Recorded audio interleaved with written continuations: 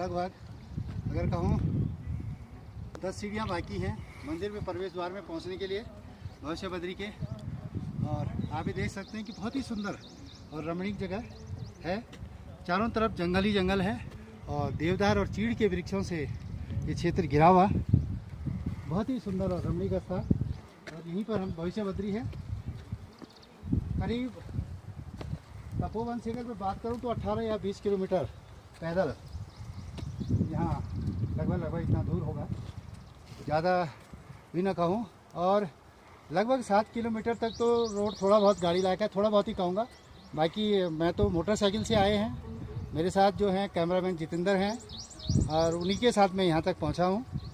काफ़ी दूर है तो मुझे लगता है कि ये जो 18-20 किलोमीटर से कम नहीं होगा तपोवन से, लेकिन 2024 तक पूरी उम्मीद है कि यहाँ सड़क बन जाएगी और श्रद्धालुओं के लिए पर्यटन स्थल खुल जाएगा। और वैसे हमेशा ही खुला रहता है, लेकिन उस तरह से भीड़ भाड़ हो जाएगी। और यहाँ बहुत ही सुंदर और रमणीक जो ये क्षेत्र है, प्राकृतिक संपदा में कहूँ, बहुत बड़े बड़े ऊंचे ऊंचे वृक्ष, प्राकृतिक सौंदर्य और बहुत ही सुंदर पर्यटन स्थल।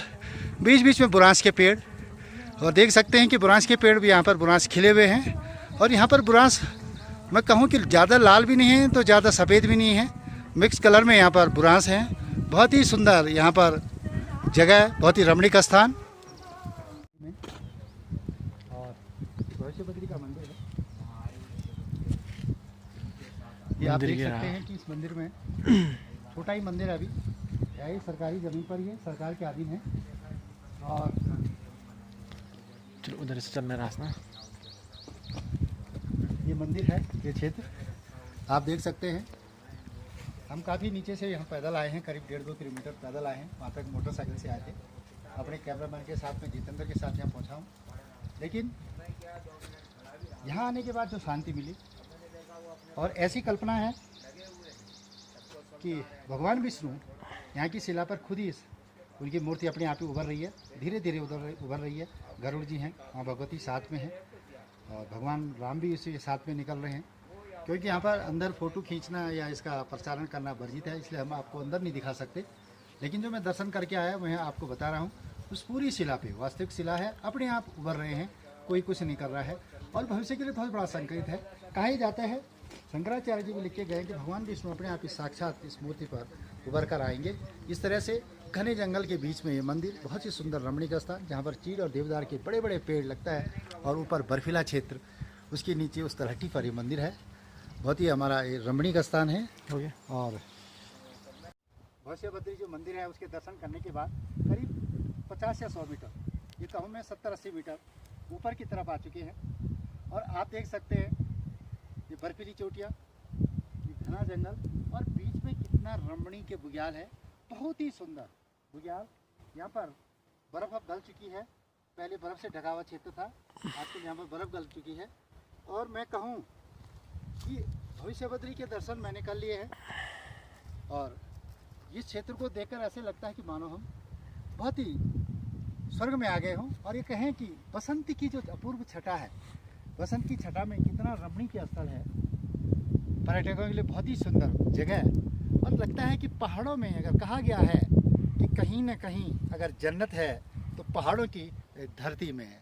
चाहे हमारे यहाँ केदारनाथ बद्रीनाथ हो, भविष्य बद्री हो, योग बद्री हो, कितने भी टूरिस्ट स्थान हो, मसूरी हो, पौड़ी का कंडोलिया का जो क्षेत्र है वो भी इसी तरह से रमणीक है। मुझे कभी लगता है कि जब मैं पौड़ी का भ्रमण करने गया तो वहाँ भी मैंने ऐसे घने जंगल और इस तरह के बुग्याल तरह की तरह मैंने उस घाटी में देखा है। सतपुल और कंडोलिया के बीच में जो सड़क गुजरती है वहाँ पर भी लगता है कि बहुत सुंदर रमणीक स्थान वहाँ पर भी देखने को मिला। और या फिर मैं जब यहाँ पहुँचा तो मुझे यहाँ लगा कि इस तरह के पेड़, इस बर्फ़ में इतने बड़े बड़े पेड़ हैं जहाँ में बर्फ़ से घिरा हुआ रहता है पूरा क्षेत्र। और आज जो है पूरा चारों तरफ से हरियाली हरियाली है, बसंत का मौसम आ गया है। तो ये बद्री विशाल, योग बद्री विशाल की भूमि है। और आगे के लिए मैं फिर आपसे अगली वीडियो में फिर मिलता हूँ। मैं कैमरामैन जितेंद्र के साथ में भविष्य बद्री से नरेंद्र बागुणा, भविष्य बद्री से।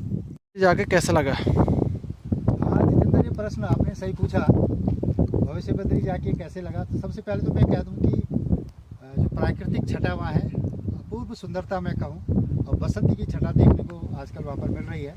सबसे पहले मैं कहूँ कि वो बीच जंगल में भविष्य बद्री है और कम से कम 100 साल, 150 साल, 200 साल इस तरह से वहाँ पर चीड़ के और देवदार के पुराने वृक्ष हैं।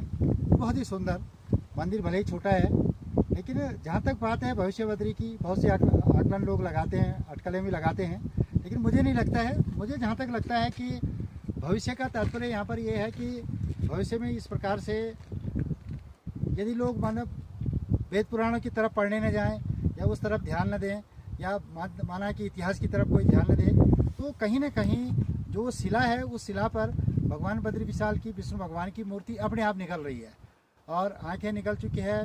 बैठने वाली अवस्था में उनकी मूर्ति खुद ही उस शिला पे निकल रही है। चरणों के बगल में माँ लक्ष्मी की मूर्ति निकल रही है। बगल पर जो है घंटाकर्ण भगवान की, गरुड़ भगवान की वहाँ पर मूर्ति निकल रही है, स्वतः ही निकल रही है। कुबेर भगवान की छोटे छोटे। और अगर हम बात करें तो बाईं तरफ जहाँ पर माँ लक्ष्मी बैठी हुई हैं, उसके बगल पे धनुष लेकर श्री राम की भी उस पर मूर्ति निकल रही है, अपने आप ही निकल रही है। देखने वाली बात यह है, और इसलिए मैं दर्शकों को वो नहीं दिखा सकता अंदर का दृश्य, क्योंकि वहाँ पर चित्रण करना मना है। लेकिन जो हमने देखा, जो वहाँ पर जो महाराज जी रहते हैं, जो उन्होंने बताया और जो हमने देखा, तो कहीं ना कहीं शंकराचार्य जी इस चीज़ को लिखकर चले गए। और उससे पहले काफ़ी नीचे एक मंदिर पहले बन रहा है, जैसे सरकार वहाँ भी बना रही है। लेकिन भविष्य बद्री में फ़िलहाल जो छोटा सा एक मंदिर है, लेकिन बहुत ही सुंदर घूमने लायक जगह। और वास्तव में वहाँ पर जाके लगता है कि हम साक्षात विष्णु की नगरी में आ गए। और ये यही कल्पना एक मैं समझता हूँ कि भविष्य के लिए है कि भविष्य में लोग ये जाने कि भगवान ने भारत की धरती पर, भगवान विष्णु ने भारत की धरती पर कब कब अवतार लिया, किस प्रकार से अवतार लिया। राम के रूप में अवतार लिया, कृष्ण भगवान के रूप में अवतार लिया, और देवी देवताओं ने किस प्रकार हमारी इस भूमि में, क्योंकि हमारा जो भारत है ये देवताओं की भूमि के लिए प्रसिद्ध है, देवभूमि है। और खासकर उत्तराखंड की बात करें तो देवभूमि है। जहाँ भी जाओ कहीं ना कहीं माँ भगवती, माँ शिव, विष्णु भगवान प्रकार के नाना प्रकार के यहाँ पर जो है उनके मंदिर मिलेंगे, इसीलिए इसको देवभूमि भी कहा जाता है। और जहाँ तक मेरा आकलन है जितेंद्र, ये इसी तरह से जो है भविष्य बद्री की कल्पना की जा सकती है। हम ये कल्पना ही कहेंगे। और बहुत ही सुंदर पर्यटक स्थल है। पैदल जरूर जाना पड़ेगा, 18-20 किलोमीटर यहाँ से पड़ेगा। सड़कें सरकार बना रही है, पर 2024 तक लगता है कि सड़क पूरी होगी। फिलहाल कुछ दूरी तो 2-3 किलोमीटर तो पैदल चलना ही पड़ेगा। और बहुत ही सुंदर और रमणीक स्थान है। मैं तो यही कहूँ अपने दर्शकों से, पर्यटकों से, कि आप आए, वहाँ का भ्रमण करें। बहुत सुंदर स्थान है। ठीक है जितेंद्र। इस क्षेत्र में बहुत अच्छी बात है कि लोगों ने भेड़ पालन भी किया हुआ है। और कृषि अग्रणी क्षेत्र लगता है। काफ़ी संख्या में लोग यहाँ पर अपना व्यवसाय करते हैं। जैसे कि आप देख रहे होंगे, ये भेड़ पालक यही हैं, इन्होंने अपनी भेड़ें यहाँ बिल्कुल इस क्षेत्र में घूम रहे हैं। बहुत सुंदर। और ये आप चारों तरफ देखें, नीचे की तरफ भी काफ़ी भेड़ें हैं। यहाँ पर ऊपर जंगल है और बहुत सुंदर बुग्याल हैं। ये भी क्षेत्र जो है भविष्य बद्री से कुछ करीब आधा किलोमीटर नीचे भेड़ों के बीच में अभी हम भी खड़े हैं। देख रहे हैं कि भेड़ें जो हैं काफ़ी सुंदर यहाँ पर नज़ारा देखने को मिल रहा है। बहुत बढ़िया देखने को मिल रहा है भेड़।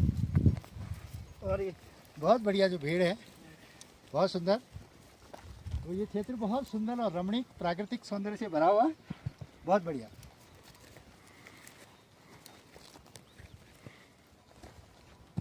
जो है यहाँ पहुँचे हैं भविष्य बद्री से करीब 1 किलोमीटर नीचे हैं। और इस क्षेत्र में हम देख रहे हैं कि जो प्राकृतिक सौंदर्य है, एक छटा है। आजकल बर्फ़ पिघल चुकी है। बहुत सुंदर क्षेत्र। और यहाँ पर ये आश्रम है नीचे, ये है लाल बाबा का आश्रम। तो लाल बाबा यहाँ, इसका कहने का मतलब ये है कि आप देख सकते हैं इधर लोग काफ़ी खेती कर रहे हैं, आश्रम बने हुए हैं, लोगों के झंडे लगे हुए हैं। और इस दूर दराज के क्षेत्र में लोग इस बर्फीले क्षेत्र में बसे हुए हैं। तो यहाँ पर लगता है कि आश्रम बहुत पहले से लोगों ने बना लिए हैं। और बहुत अच्छी बात है। अब हम इसके बाद हम आगे के बारे में आपको बताएंगे, जैसे हम ऊपर चलते जाएंगे।